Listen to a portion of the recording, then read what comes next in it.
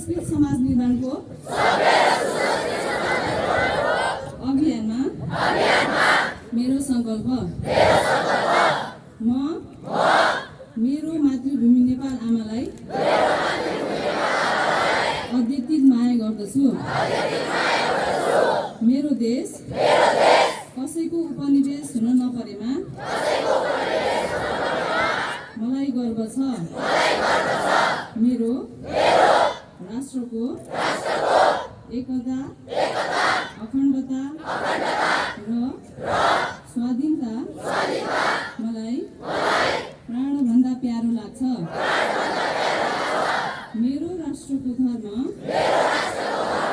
संस्कृति, रीतिरिवाज, पहिचान, सम्पदा, इतिहास, विभूति, वीर पुर्खाहरूलाई म सहृदय सम्मान गर्दछु।